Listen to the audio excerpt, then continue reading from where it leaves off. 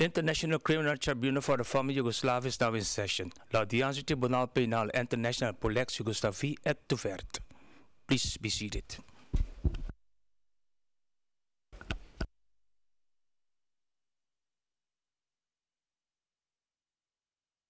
Yes, good morning, Mr. Registrar. Could you call the case, please? Good morning, Your Honors. Good morning to everyone in and around the courtroom. This is case number IT 0588T, the prosecutor versus Popović et al. Thank you. I thank you, sir.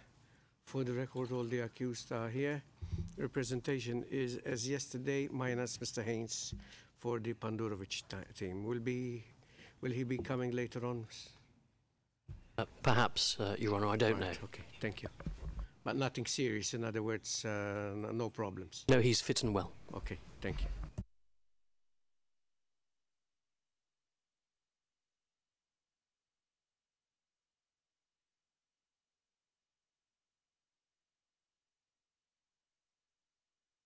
Sorry. Incidentally, 2 days ago we had raised some housekeeping matters. Only left over was the Zivanovic or the Popović two outstanding motions, which I understand you have no objection to. That's correct, Mr. President. So those two motions, Mr. Zivanovic, are being granted now, orally. Thank you.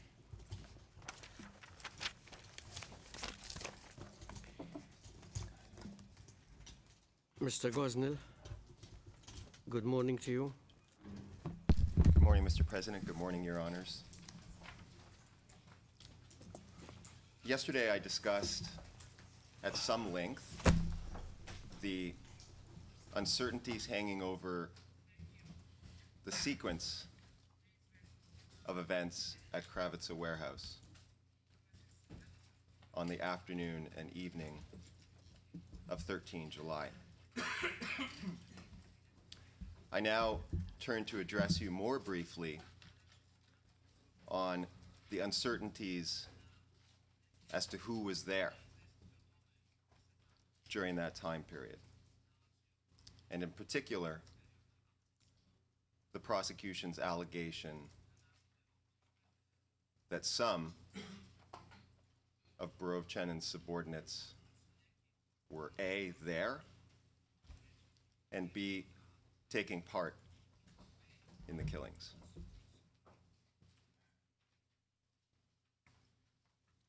Now, the prosecution asserts in their brief at paragraph 1938 that, quote, no VRS troops were deployed to the road on 12 July.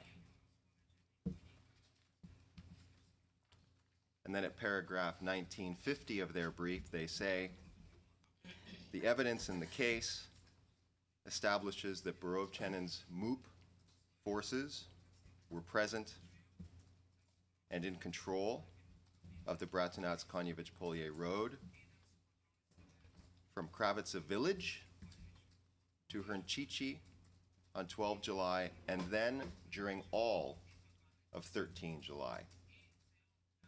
No VRS troops were deployed to the road at this time.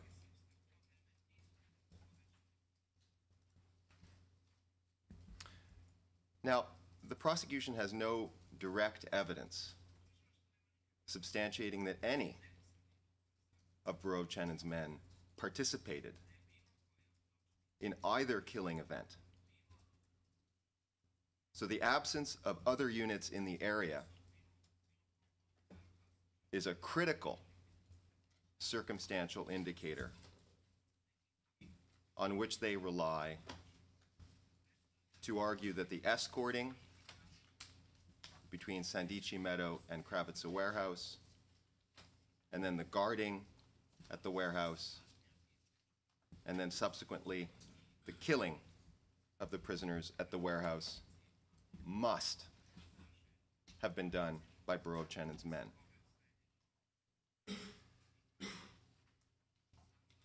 We did hear the prosecutor qualifying that claim last Friday. So I don't know to what extent they actually still maintain that there were no VRS forces in the area. But coming up on the screen now on e-court in front of you is a graphic representation of just some of the evidence in this case, showing how very incorrect that claim is. And we document that evidence in our brief at paragraphs 132, 168, 169, and 185. Many witnesses, including Muslim witnesses with no motive to lie at all, as well as documents and intercepts, indicate that VRS soldiers were active in significant numbers along the road on the 13th of July.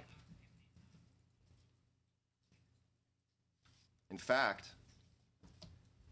the evidence shows that they were right there on the critical segment of road between Kravica Village and Hrnčići, including, most importantly of all, men from 2 units of the Bratunec Brigade at the Kravica warehouse itself.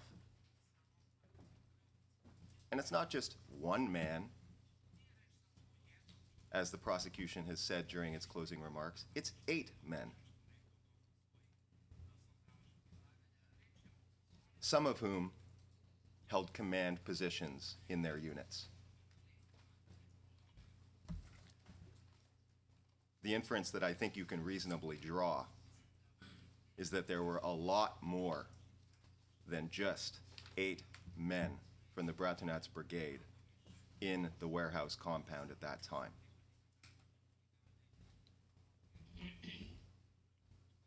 The prosecution tries to claim in its brief at paragraph 1997 that Borovchanin admitted during his interview that a group of 30 members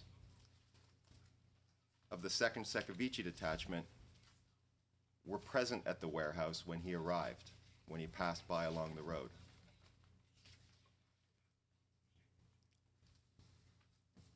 They accomplished this by an extraordinary misrepresentation of Borovchanin's words, stitching together an answer about people having witnessed Mladić's speech at Sandici Meadow at page 72 of the March interview, Borovchanin interview, with a totally separate passage describing who he saw on the road in front of the warehouse, which is at page 64 of his March interview. I simply invite your honors to read those passages carefully, and you'll see that the assertion made by the prosecution is untenable.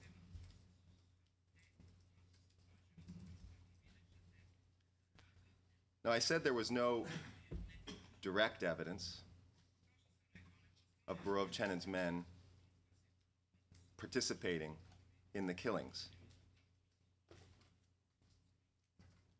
There is direct evidence, however, from witness 111 on this issue.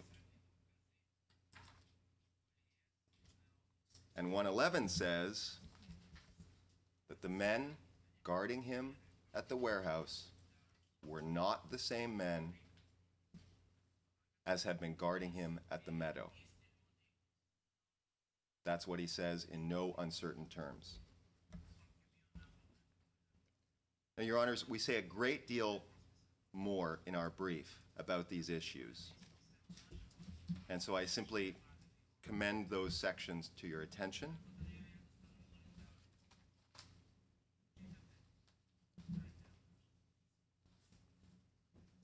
It's not just the evidence about who's there. is also the evidence about the escorting. In other words, how do those prisoners get from Sandichi Meadow down to Kravitsa Warehouse? I suggest to you that that's an important issue for the subsequent inference of who is at the warehouse. And incredibly, given the circumstantial nature of the prosecution case, there's virtually no discussion of those issues.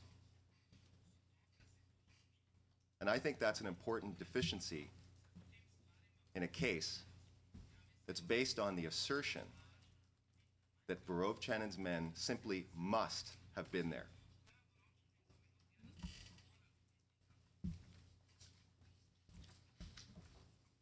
One comment on this circumstantial nature of the case. The prosecution complained that we were unfair in our brief to suggest that this was a circumstantial case by choice, not by necessity. And I heard the prosecution excusing their decision or explaining their decision not to subpoena these two particular witnesses because that would not have been allowed in the home jurisdictions of some of the prosecutors on this team. Well, that may be so, Your Honors, but it's not very relevant. They could have compelled these individuals, but they didn't do so. And that does amount to a choice, however that choice came about. And more broadly, it's not just these two witnesses.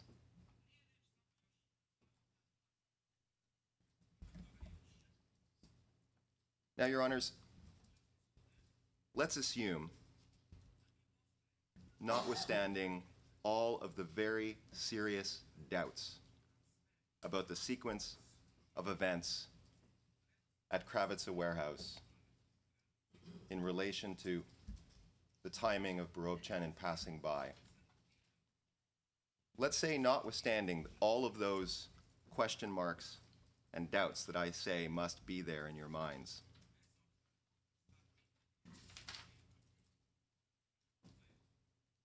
let's say that you reach a factual finding that he did know that there may have been criminal acts going on, but then you find that there's no basis, no credible basis, no sufficient basis to find that his subordinates are there. I suggest, Your Honors, that this would bring you to the issue of omission liability.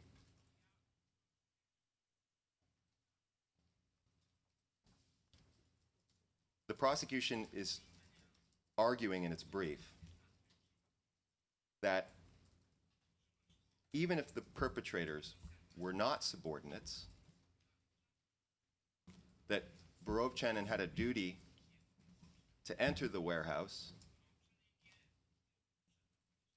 because he had men nearby, and he should have gone in there, if necessary, with guns blazing to quell the shooting.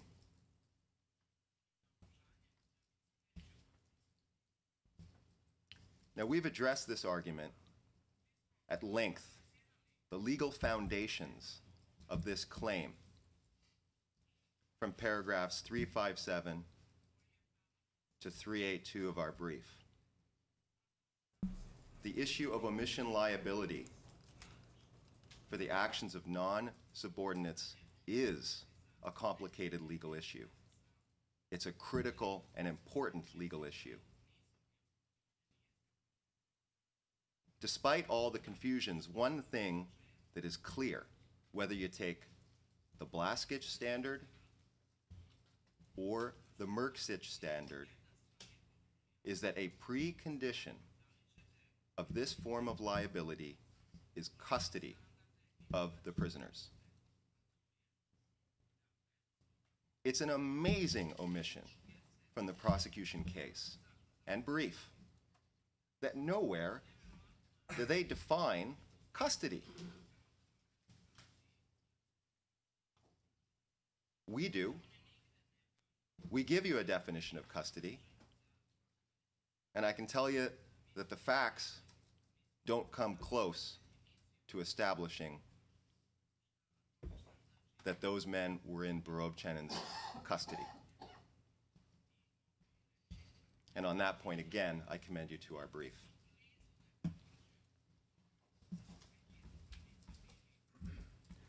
I move now to my third topic overall in my remarks, and that is the reliability of the prosecution brief. Aside from the misrepresentations and incompleteness of the analysis that I've already discussed, it brims with previously unheard of allegations.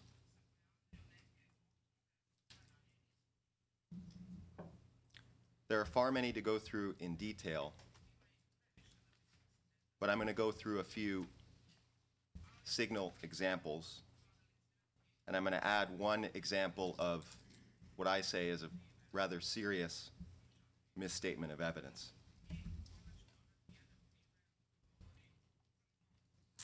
At paragraph 606 of the prosecution brief, which is coming up in front of you on the screen, on the left-hand side of your screen, you see a description of the audio, of a portion of audio from the trial video. Now, as you know, there are transcripts of this audio in evidence. In fact, there are two transcripts of this audio. One transcript associated with the Popović footage, and one transcript associated with the trial video. Now, one would have thought that, given the procedures of admission of transcripts and the ability for both parties then to ask questions to witnesses on the basis of those transcripts, that in a final brief, they'd use one of those admitted transcripts.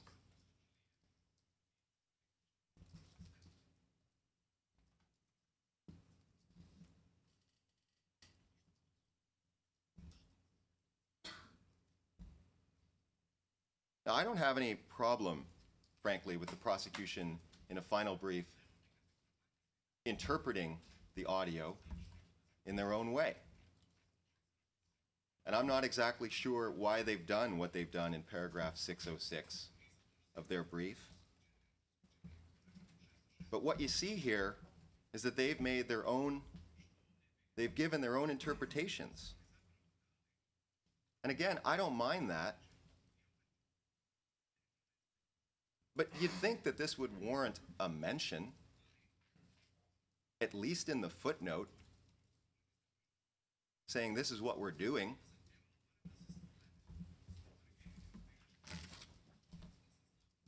Second example.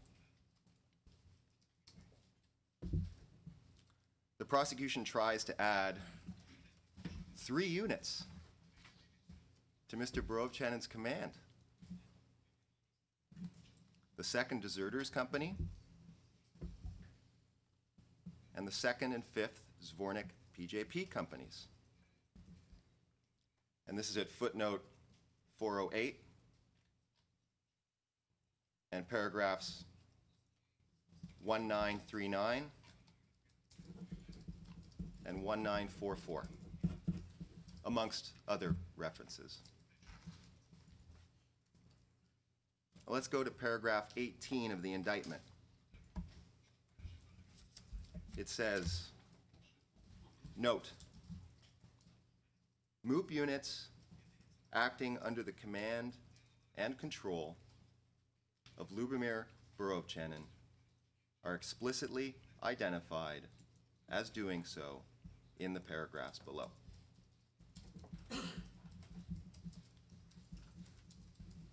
That paragraph was inserted following your order, which said the prosecution is ordered to amend the indictment as follows: to plead expressly Lubomir Borovchanin's command and control over MOOP forces, the MOOP forces, performing alleged acts from 12 to 17 July 1995 throughout the relevant time. Despite these instructions, you'll see no mention of any of these three units in the indictment. You'll see no mention of any of these three units in the pretrial brief.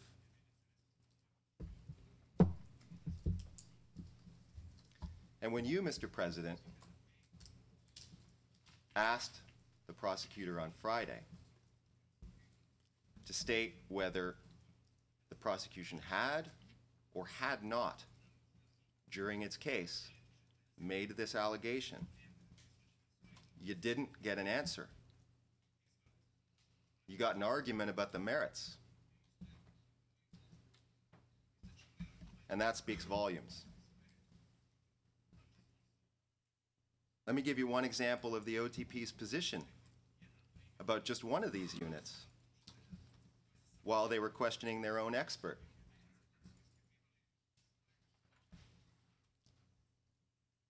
After a series of objections from other defense teams about the nature of the testimony that was being elicited, Mr. Butler finally answers, or gives an answer to a series of questions, and says, quote, "The second company of the Zvornik CJB," I'm inserting that because that's what he's referring to, "is not designated as being directly under the command of Colonel Borovchanin."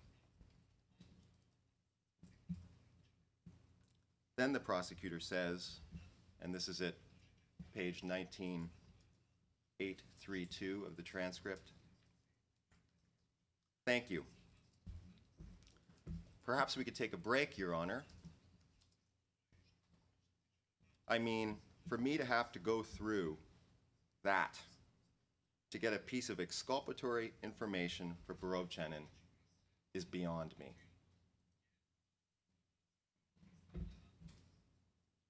Well, apparently it wasn't exculpatory enough to prevent the prosecution from arguing the contrary in its closing brief. And aside from being improper, the claim is wrong, as is discussed in section 2 of our brief concerning the parallel chains of MOOP command that were in operation at that time in that area. Now, what's the prejudice of this claim? It seems innocuous enough. But adding the second deserters unit to Mr. Borovchanin's portfolio is significant to one claim made by the OTP, and that is that Borovchanin's men were somehow involved in the cleanup operation at Kravitsa Warehouse on the 14th of July. There's absolutely no evidence to support that, with one exception. And that is PW 170's uncorroborated testimony. And remember, there were two other witnesses there that day, as discussed in our brief.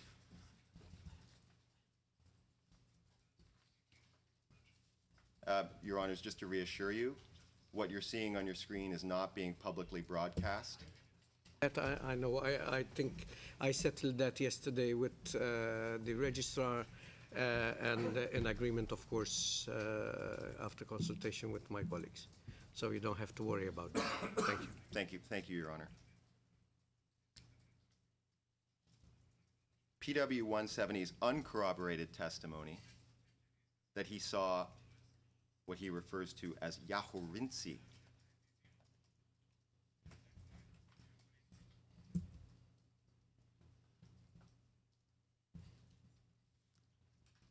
That he sees Yahorinci there on the 14th of July. So the expanded allegation, the inclusion of the second deserters company now allows them to overcome PW 170's failure to give any more specific identification as to who was there. So by what seems to be a marginal and harmless, or at least innocuous, expansion of its case, they get to tick off one of those boxes that they listed in their checklist at the beginning. It's a significant factual allegation being made through the back door.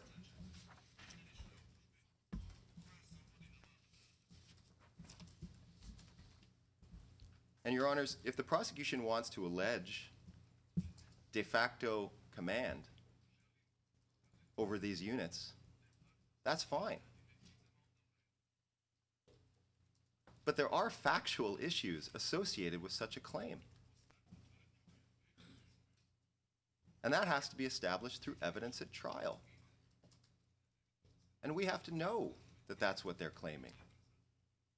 And we have to have a chance to respond other than getting up during closing arguments and responding to it, based essentially on hypothetical assertions.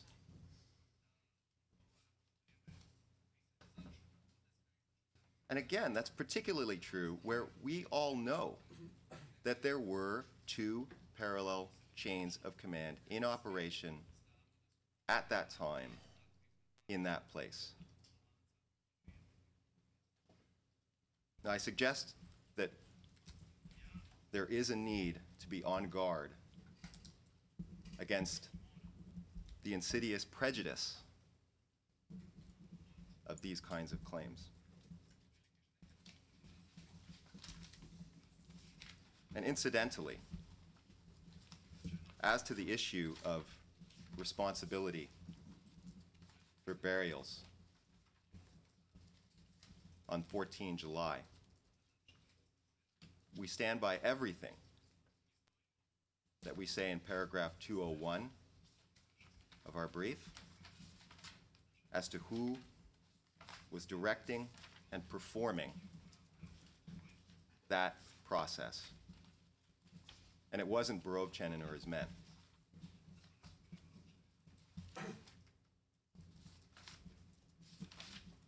Third example.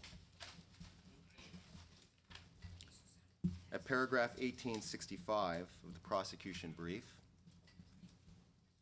is the previously unheard of claim that the 2nd Shekovici detachment and the 1st PJP company are still present along the road on 14 July. Again, Another claim not found in the indictment, despite the clear instructions in the indictment. This proposition was never put to any witness. It's not found in the pretrial brief. It wasn't in the opening statement. It wasn't in any other of the accepted mechanisms by which you communicate your case.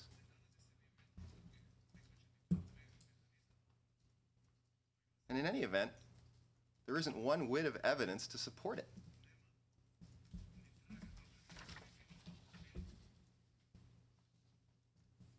Fourth example. In discussing the alleged responsibility of Borovchenin for forcible transfer, the prosecutor at paragraph 1911 of its brief mentions Momir Nikolić's role in Potočari on 12 and 13 July.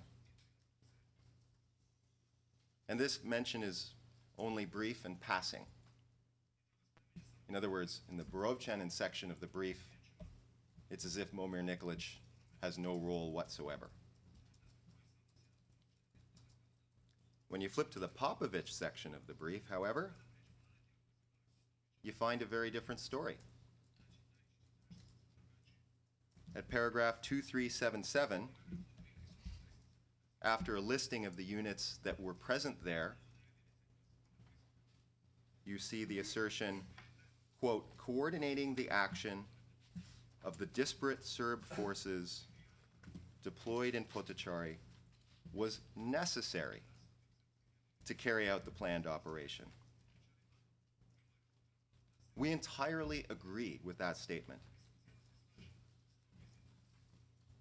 The OTP brief goes on in the next paragraph, 2378, with apparent approval that, quote, Momir Nikolić testified that he thus oversaw the engagement of the military police and the 2nd Battalion of the Bratunac Brigade, who were directly involved in these activities, and advised Duškojević of the MUP Special Brigade, which was similarly involved.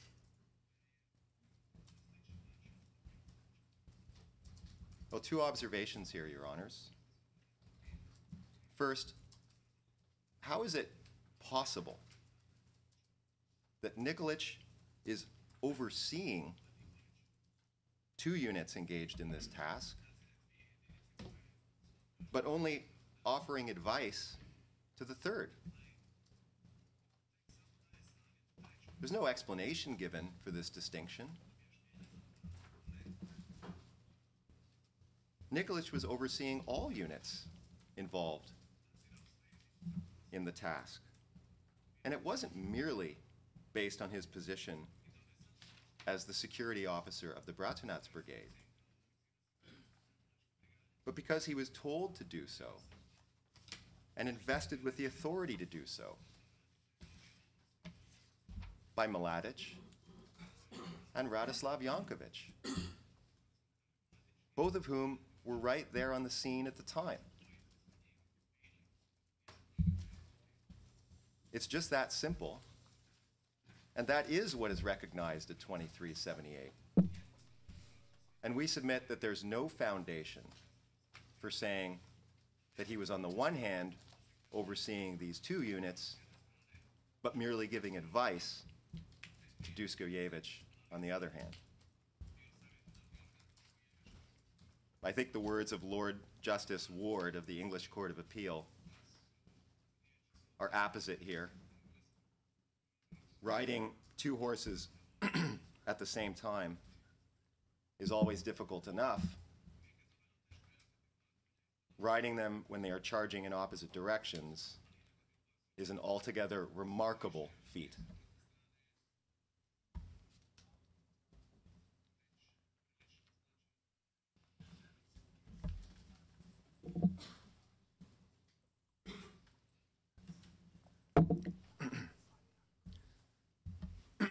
The the prosecution makes a previously unstated perfidy allegation against Borov-Chenin and asserts at paragraph 1973 that, quote, Momir Nikolic would only have undertaken to drive along the road in an unperformed vehicle and call prisoners down if Borov-Chenin had ordered or agreed to this tactic. Now, first of all, Borov-Chenin said in his interview that he was only present along the road first early in the morning on the 13th, and then again at around 4 p.m. The prosecution never suggested otherwise. They called no evidence suggesting otherwise. And Nikolic, on the other hand, starts driving up and down the road in his APC in the early afternoon. And we discussed the references to this testimony in our brief at paragraphs 173 to 174. So how could Borov-Chenin have ordered and agreed to a tactic if he wasn't even there? And second, perhaps more importantly, the claim that Borov-Chenin would have had the authority to issue orders to Momir Nikolic is another completely unprecedented allegation. And in fact, it's contradicted by their own experts' testimony. At 20458 of the transcript of this case. And third, the perfidy claim is flatly contradicted by the trial video at 2 hours and 38 minutes, where you can see one of Borov-Chenin's men telling a Muslim prisoner to shout to his colleagues in the forest and say that he is with the Serbs. That's not perfidy. Your Honors, these are just 5 examples of erroneous statements of evidence or case expansions. There are more, many more. But I leave it to Your Honors to be alert to these misstatements. I suggest to you that, unfortunately, this is a brief which requires you to be alert to these misstatements.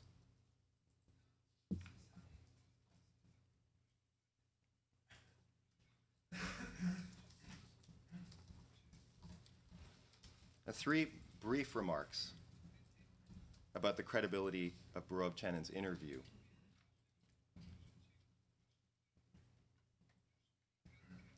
First, the prosecution claims that Borov-Chenin lied in his interview because he said he was ordered to go to Zvornik instead of having said, as he should have apparently said, that he was told to go towards Zvornik. This argument might have had some validity if Borov-Chenin had then gone on in his interview to deny where his men were, namely along the critical piece of road on 12 and 13 July. But that's not what he did. He honestly and accurately described exactly where his units were deployed, as the evidence in this case has confirmed. So I suggest to you that this essentially is just unreasonable nitpicking.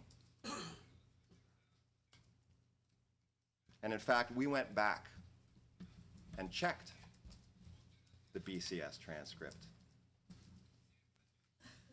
and found out that on at least 2 occasions during this exchange, the words used as translated were towards, not to. Second, Milan Lukic. One moment, sorry to interrupt you, but I think on this particular point that you raised now, or that you mentioned now, if you are specific as to the exact page and line, etc., because having heard you, I think we will need to have the official translators look into it, the original interview in the original language, and find out exactly what he said.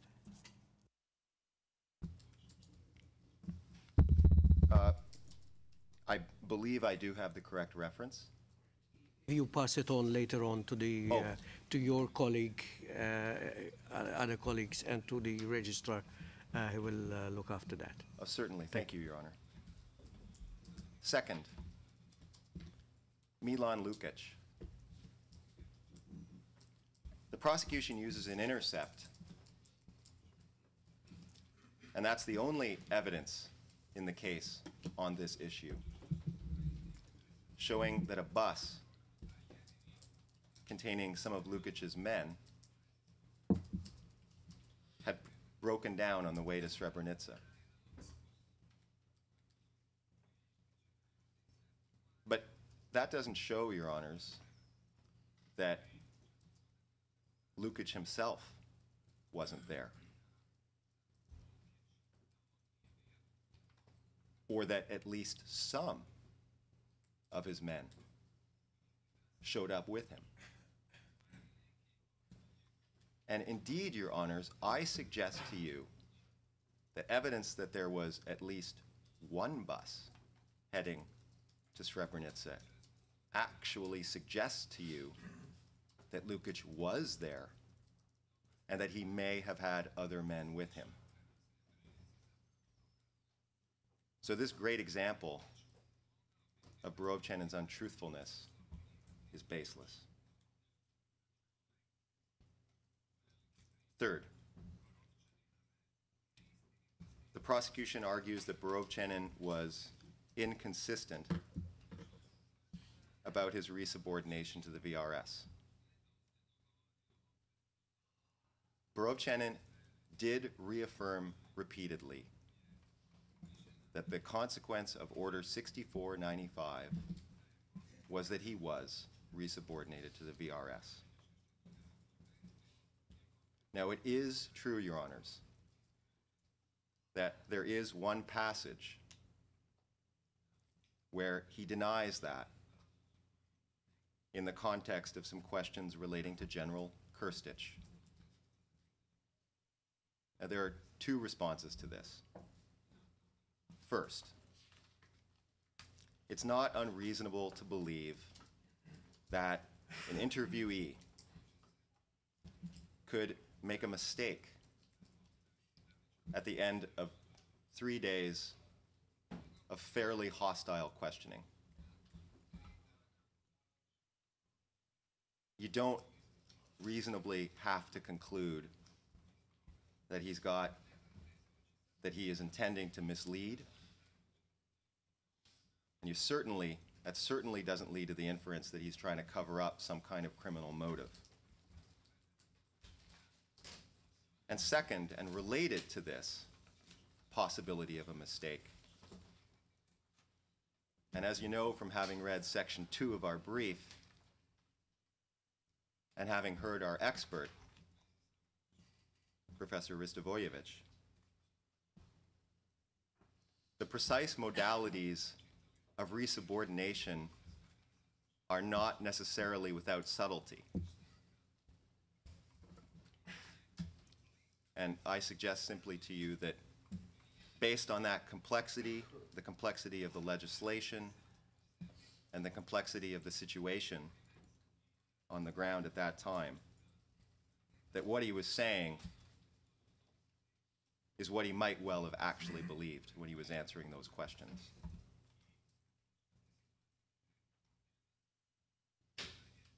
Now, one point on the forcible transfer allegation against Mr. Borovchanin, which is otherwise discussed at great length in our brief. And I would say only this. Military men do need bright line rules when they go into combat in order for IHL to have any real applicability in those circumstances. The Srebrenica enclave had been a notorious source of attacks on Serb forces for years.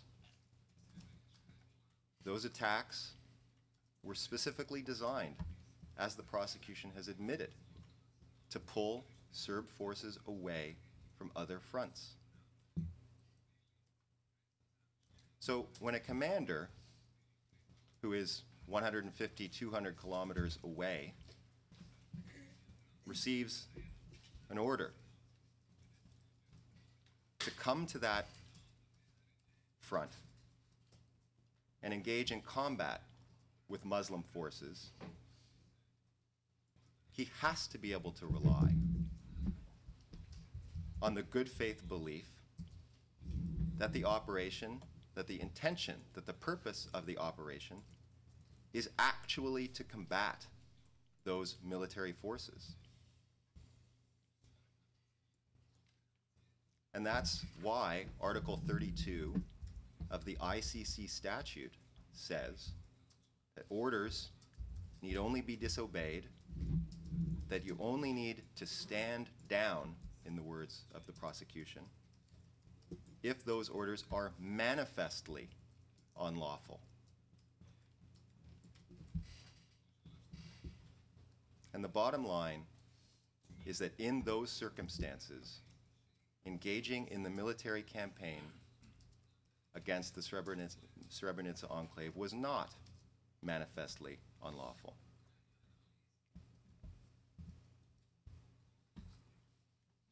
Her Honor, Judge Prost asked my colleague yesterday whether wholesale detentions such as those occurred in Srebrenica were lawful under IHL.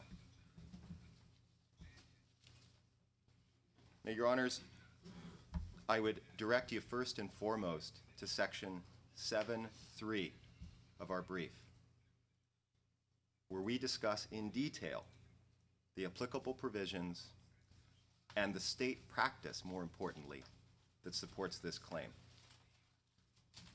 And I suggest to you, you can be reassured about the correctness of what's stated in that section, because the prosecution, if you look carefully at their pleadings, have never suggested that the detentions per se were unlawful. The claim is either that the manner of detentions were abusive and improper, or B, that there was a hidden agenda which was criminal. That's the way they've pleaded their case. And I suggest to you that that's why there is no claim, no allegation, no count in the indictment of unlawful confinement, which they could have charged under IHL if that is what had happened. Now, having said what I just said, this is a fact-dependent inquiry, no doubt about it. But the critical factor here is not only the circumstances about conscription, combatants wearing civilian clothing, the presence of an armed column nearby, testimony that there were armed Muslim forces in and around Popović on the 11th, and even, according to one unperfor witness, on the 13th. Those are all circumstances that go into this analysis. But perhaps the most important aspect of the analysis is the duration of the detention. No doubt it would be improper to detain a huge number of people like this over a long period of time without any scrutiny or status determination. That would be improper, no doubt. But over a period of 24 hours, 48 hours, 72 hours, in the context that I've just described to you, yes, that is lawful, that is allowed, that is appropriate, and it's what other Western militaries have done in the past.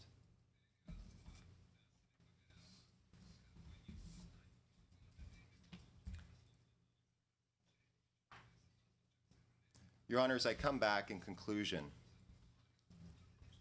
to the standard that applies in a circumstantial case.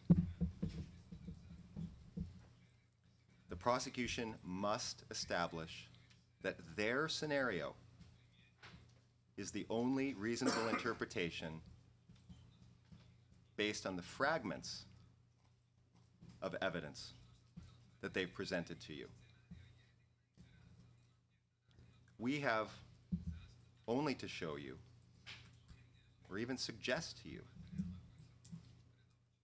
that any one of a number of other possible scenarios is not unreasonable. The prosecution case does not come close. That's not because of any negligence on their part. This is a brilliant and tough prosecution team.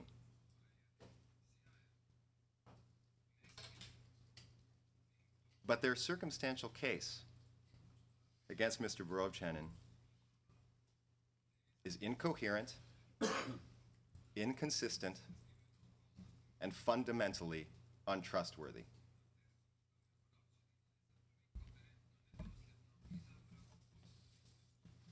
Your Honors, the burden falls now to you to assess the evidence, to consider the law. I humbly invite you to read our brief with a fine-tooth comb.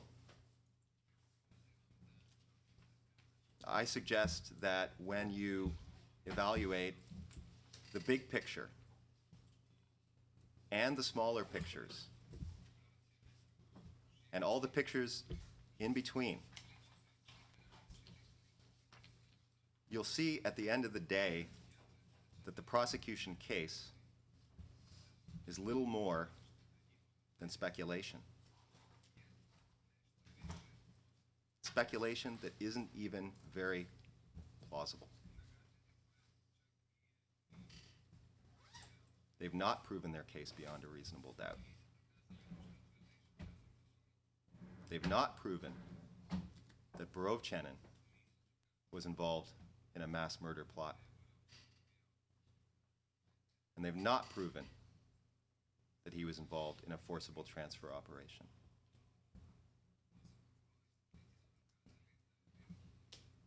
I thank you for your patience, Your Honors.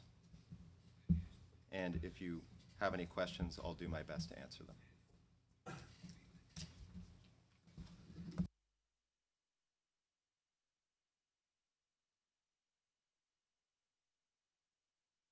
Thank you, Mr. Goss.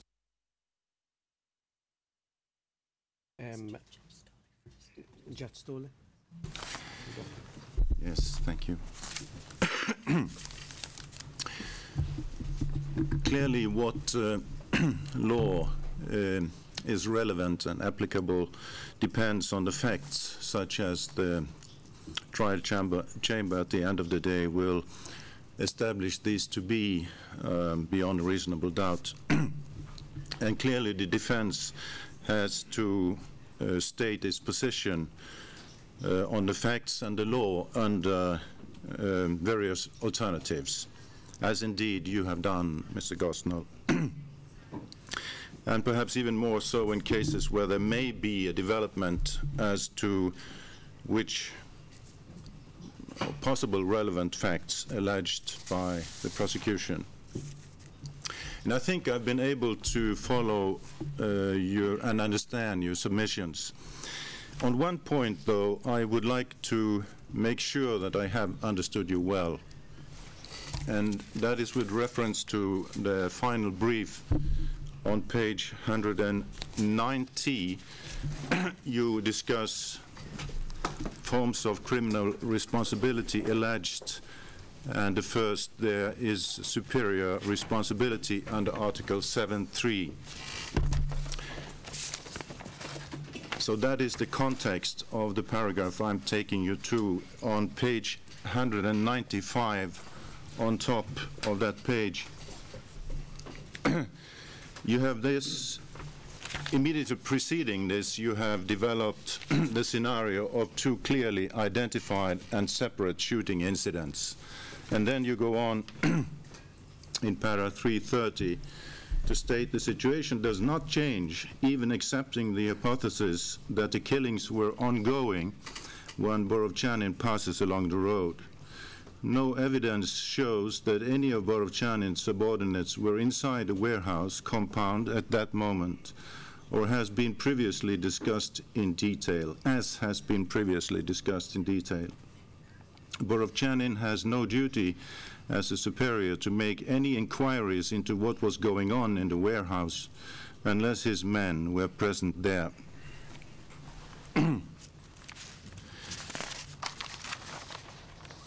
Now, as I understand it, the situation is that at this time, at least two of the uncontested subordinates of Borovchanin were inside the compound and had been injured or killed, obviously then had been involved in the shootings.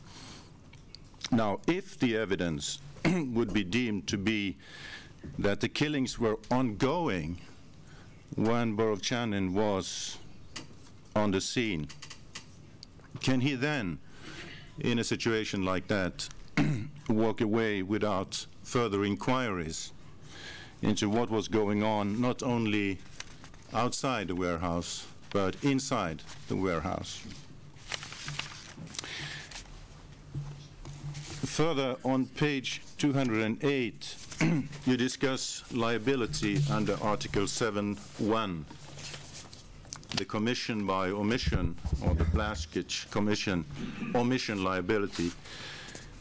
And on top of page 215, you first comment on superior responsibility under Article 7.3, and if I understand you well, that is a reference back to the situation we have already mentioned.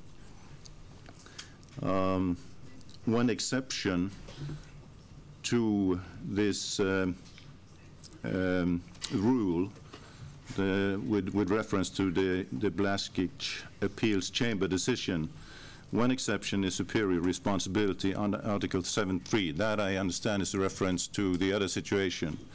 And then you go on to a second exception, and with a quote from also the Blaskic Appeal Chamber decision.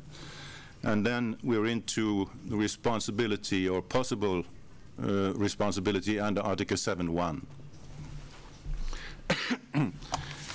And you have there on page 218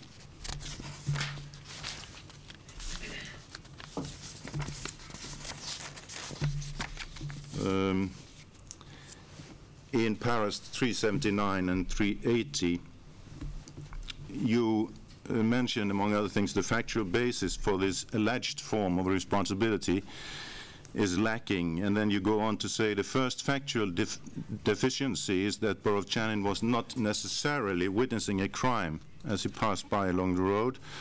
And then para 382nd, a very real and reasonable possibility exists that the killings had ceased by the time Borovchanin passes the compound. Now, it is possible that here you again premise your discussion on the separate and two clearly identified separate shootings. But I would also like you, if possible, that you could elaborate what you have said here a little bit more. Thank you. Mr. Gordon. Thank you, Your Honor. In respect of the first question, it's important to remember the factual circumstances and the competing factual theories about what happened. Now, it is admitted and conceded that those two individuals were there. But it's also been conceded by the prosecution, at least, that they were certainly injured and then taken back to the Bratunats Health Clinic. Now, if you accept our sequence of events, and if the first shooting incident was triggered by a breakout attempt, then that means that the first shootings were committed by this prisoner who grabbed the gun. And following that shooting, one of the two MOOP soldiers was dead. And then the other one was sent back to the clinic. I suggest to you that under those circumstances, you cannot reasonably infer that either of those two individuals committed any crime. And Đukanović testifies that with the exception of those two specials, he didn't see any other specials inside the warehouse compound.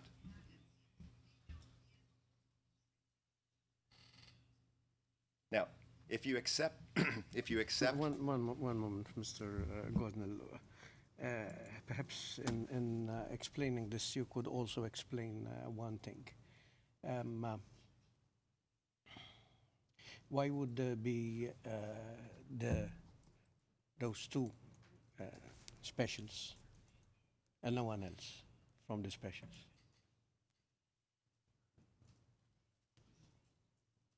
Fair question, Your Honor, and a question that we have actually answered in our brief. We do describe that it wasn't unheard of for soldiers to essentially go and wish to speak to prisoners on the basis that they wanted to find out about the fate of relatives. And there was one piece of testimony that said that that's why they went there. Now, I suspect that you're probably skeptical about that explanation. But you also have Đukanović's direct testimony saying that there weren't any others there. And I suggest that ultimately the burden does fall to the prosecution to establish that there were other members of the unit there. And when you're considering the evidence about who actually was there, you know that there was a large number of Bratunats Brigade soldiers. So I would simply suggest to you that it's not established beyond a reasonable doubt that anyone more than those two individuals was there.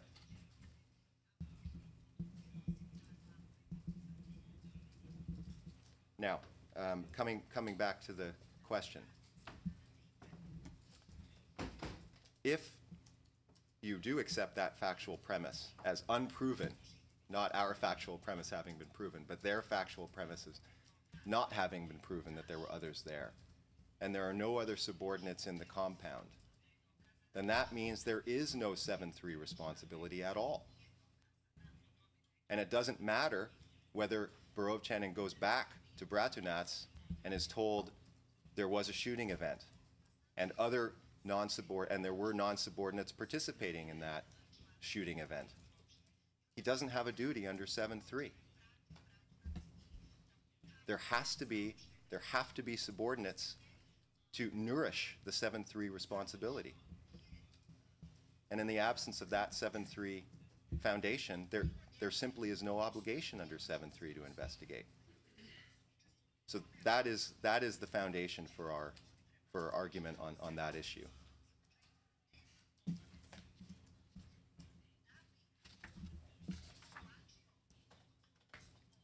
Now, as to the second issue, and I believe I have your point, but if I don't, then I hope you'll just interrupt and tell me that I'm wrong and to refocus. The point that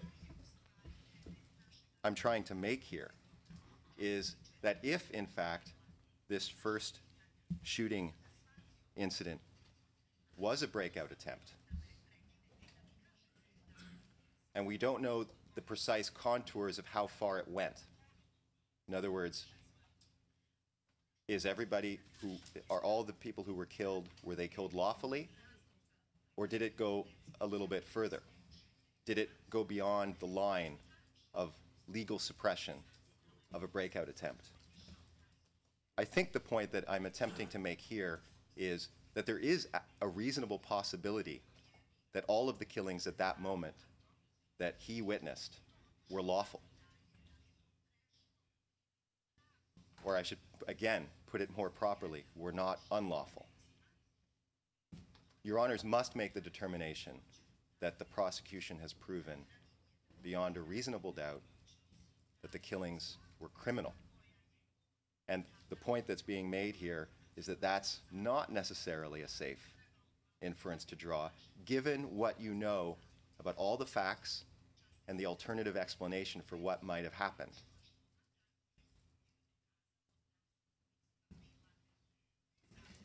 Does that answer your question? Yeah, thanks. Judge Post. Mr. Gosnell, I have a question that follows directly upon what the questions posed by Judge Stolle. In particular, looking at your brief at page 210, it's paragraph 363, and it's at the very top of the page. And this relates to the Merksich standard and the Merksich prerequisites. You make the statement that neither Borovic nor any of his men had custody and or control over all, I assume you mean over all the 1,000 prisoners held in the Kravica warehouse on the evening of the 13th of July. And I'm not clear on this. You've acknowledged, it's uncontested, that at least 2 of members of the units under the command of Mr. Borovic did have custody of the prisoners, not only earlier in the day, but at the Kravica warehouse at one point in time when the shooting incident occurs. I take it you don't dispute that they had custody. I would dispute that, Your Honor. You're saying that the 2 men at the compound involved in guarding the prisoners, who were one injured, one killed, did not have custody of those prisoners at any point in time. I'm not talking about later on, I'm talking at any point in time while they're at the warehouse. Yes, I would respectfully contest that. And the basis for contesting that is twofold. One, mere presence of these 2 individuals does not mean that they were performing the act of guarding. They were shot. One of them was shot. That's true, Your Honor, but if you accept the possibility that essentially they're off on their own, that these 2 individuals have gone there to inquire after relatives, and the younger soldier says to the senior one, I want to go there in order to ask these questions. And one of them has a car and drives to that location. Of course, they know the location because they were marched from Sandici Meadow to the warehouse. So I suggest that it is a reasonable, it's a possibility that cannot be excluded as unreasonable, that they simply did go there on their own. And I say that not simply in a vacuum of these 2 gentlemen and suggesting, well, there's evidence in the case that people do this from time to time. I make that suggestion to you in the broader context of the evidence, namely that you have 2 commanders, at least 2 people who are commanders of significant sized units in the Bratinats Brigade, and they're there at the warehouse. And we know that they have at least 8 men there at the warehouse. And further, there's no strong evidence, there's no reliable evidence at all, virtually no evidence at all, suggesting that the escorting was done by MOOP forces. So these are pieces of the puzzle which I respectfully suggest are missing, which might suggest to you that this is not a reliable inference, A, that these 2 people are there for the purpose of guarding, and B, that they're part of a larger unit who are present. I think, so that would be my position on that question. All right, let's presume that there is a conclusion reached that at least 2 members of Mr. Boroff-Channon's unit had custody, just for the sake of argument. What is your comment then on the Merksich Appeals Chamber's triggering of a legal duty as a result of that custody? And do you draw any distinction between a commander who may have shared custody of prisoners and then transfers that shared responsibility to another commander from a commander who has full custody and transfers to another commander?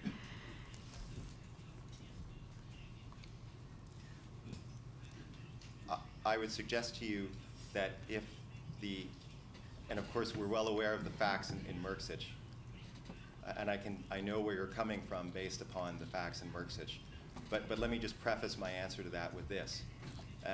If the 2 individuals, one is dead and one is gone by the time Boroff-Channon arrives, then I suggest to you, well, let me back up. The issue of liability for the subordinates is not a matter of omission liability under Merksich. It is a matter of 7-3 liability. So I would say that when you're arguing in that frame, that's 7-3. And under 7-3, one of them is dead, one of them is gone. I suggest to you that that's the end of the 7-3 responsibility. Now, Merksich. And I do know the facts of Merksich, and I understand where you're coming from.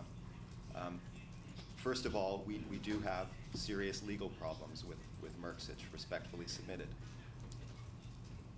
And the second point is that the situation in Merksich is actually inverted.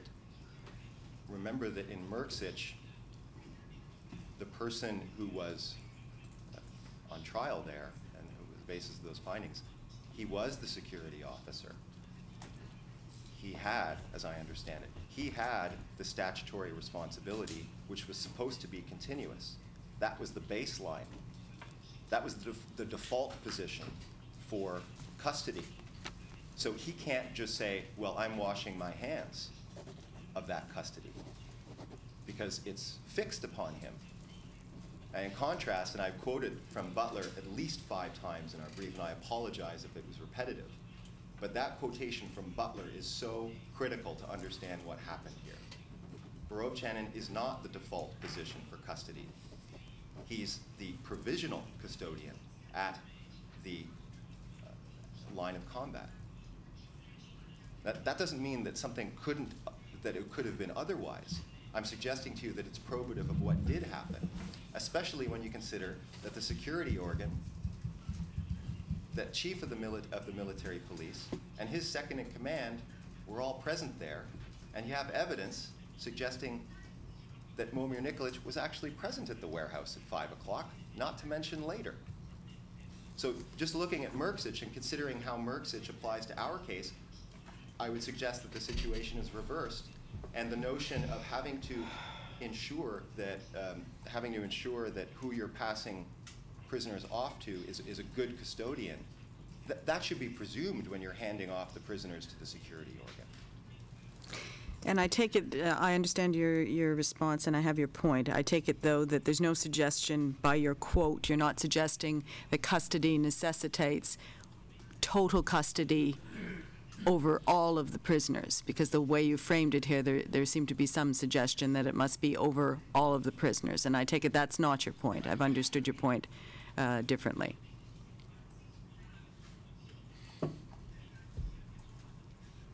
In other words, there can be shared custody between different commanders in different units. As a matter of principle, absolutely. And in fact, we concede that in respect of Sandici. Thank you. I just have a couple of other points I wanted to raise with you. With respect to the deserters unit, which is left at Popović, I take it it's not your position, and you can correct me if I'm wrong, that Mr. Borov-Chanin, in leaving the unit in Popović, was in any way relieved of his responsibility as a commander of that unit. You don't suggest he was no longer a commander over that unit? Not as a formal matter. No. Not as formal matter or a legal matter. He was a commander still of that unit. Correct, as long as we understand that term not to imply de facto. No, I'm moving to the next question. It is your position, however, that he no longer had effective command and control, as I read your brief, over that unit. Is the basis for that, is it your position that by virtue of leaving the geographic area and leaving his unit in a different geographic area, that alone results in a loss on the part of the commander of effective command and control of a unit, even for a limited period of time? No, Your Honor. It's a functional argument. Okay. Perhaps you could just expand a bit on that for me, please. It's a functional argument. And the claim we make in the brief is that he does not have effective control in respect of the manner in which they are acting, in the manner in which they are performing their tasks associated with the evacuation. I think that's an important distinction. Now, I say it's a functional definition because in militaries, you've heard many instances during this trial where there's a functional task that a commander is given, and certain units or people, resources are provided to that person to perform that task. And I suggest to you that when that situation arises, whoever has the actual capacity to issue orders in relation of that function, that's the person who has effective control. There is a principle of unity of command, and I suggest that when you have that functional designation, which comes from Mladic, comes from Jankovic, flows to Momir Nikolic, and then you have all kinds of evidence of him on the ground issuing orders, then that is a functionally defined assumption of command and control over those individuals. So I wouldn't say it was a geographic issue. And you're not suggesting he, at any point in time, had relinquished his command responsibility, distinct from control? As a formal matter, he did remain the commander. Throughout? Throughout that day. I do believe at some point I would say that it ceases, but that's outside of the time frame. Thank you. And just one final point on the issue that you raised regarding my questions yesterday to Maitre Bougon on the question of the detention of the population. And I've read your brief on the point. I'm fairly certain I know your answer to this question, but the additional element in the question yesterday is movement of those individuals who are detained. And I take it from your comments that you would say detention, including movement, is permissible. What's significant is the period of time. Is that your position?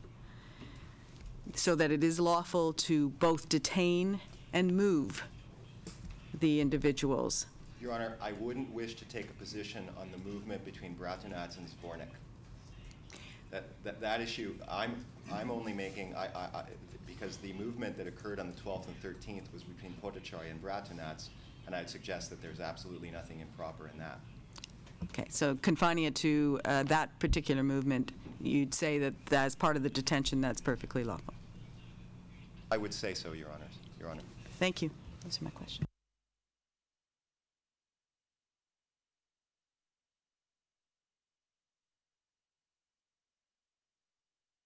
Mr. Gosnell, I haven't really heard you give a clear explanation or response to the comment or remark made by Mr. McCloskey,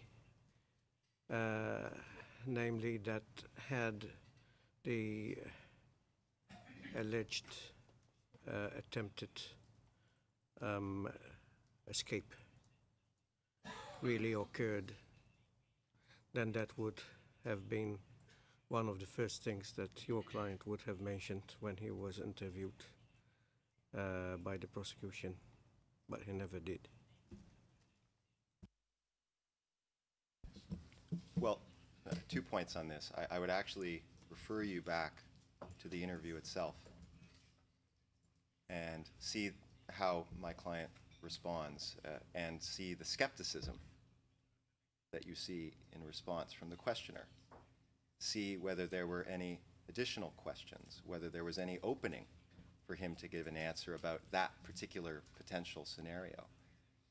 You'll see that there's he has very little opening to discuss that, given the nature of the interview, given the nature of the questions, given the presumptions of the interviewer that were being telegraphed very strongly during the interview. And there's absolutely nothing wrong with that, Your Honor.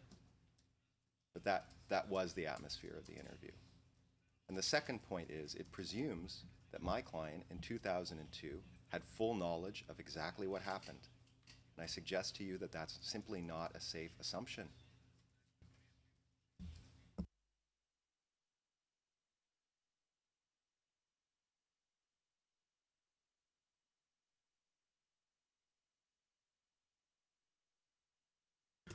All right, that concludes the, yes. Mr. President, may I just say, I didn't say this at the end of my closing remarks, but I wish to tell you that it has been a privilege to appear before you and amongst such distinguished and excellent colleagues, and the professionalism also around the courtroom of everybody who is involved in the process has been tremendous, and including stenographers, interpreters, legal officers, registry.